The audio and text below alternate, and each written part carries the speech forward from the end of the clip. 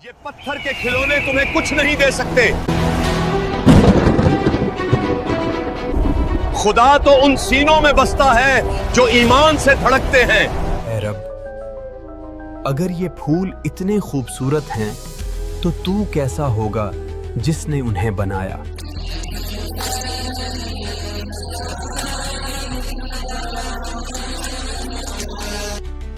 एक शहर जहां हर तरफ शिर्क और गुमराही छाई हुई थी, वहां एक नौजवान खड़ा था जो हक की सदा बुलंद करने की हिम्मत रखता था। क्या तुम इन पत्थरों से मांगते हो जो खुद अपनी जगह से हिल नहीं सकते?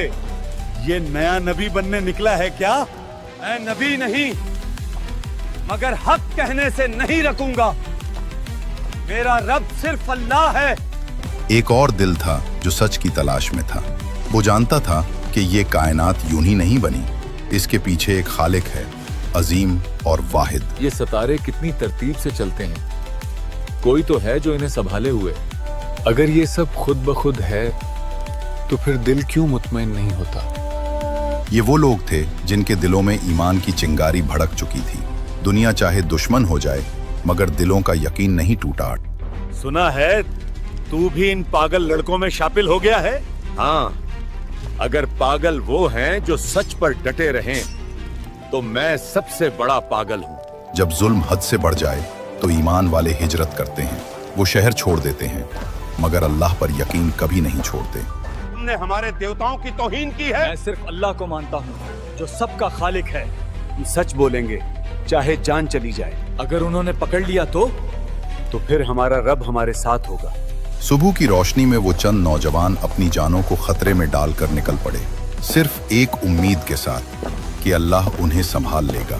और एक कुत्ता भी उनके साथ हो लिया, जो उनके वफादार दिलों का मुहाफिज बन गया, जिसे कुरान ने भी जिक्र खैर से याद किया।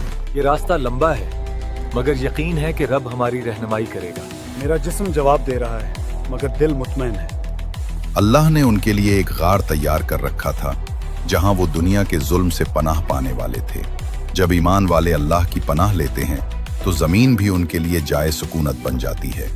शायद यही जगह हमारी पन्ना हो। ये दरवाजा जैसे हमें बुला रहा हो। अगर हम सो गए तो कोई जाने कि हम अल्लाह के बंदे थे। हाँ, और वही हमें याद रखेगा। उन्होंने दुआ की और अल्लाह ने उनकी दुआ कबूल कर ली। उन्हें नींद अता की जो सदियों पर मुहीत थी। ऐ अल्लाह, अगर हम नींद में जाएं तो अपने दीन पर जगा देना।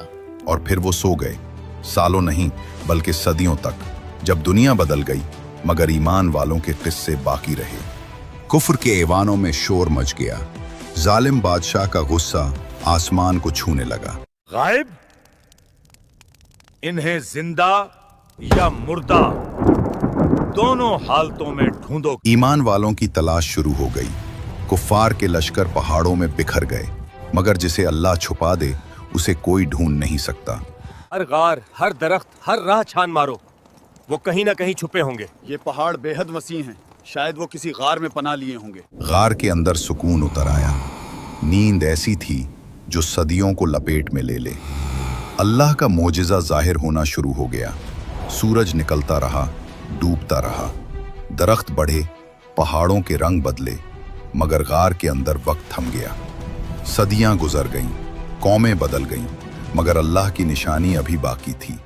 हमने सुना है पहाड़ों में एक पुरानी गार है जहां अजीब लोग सोए हैं। कहानी है भाई, हकीकत नहीं।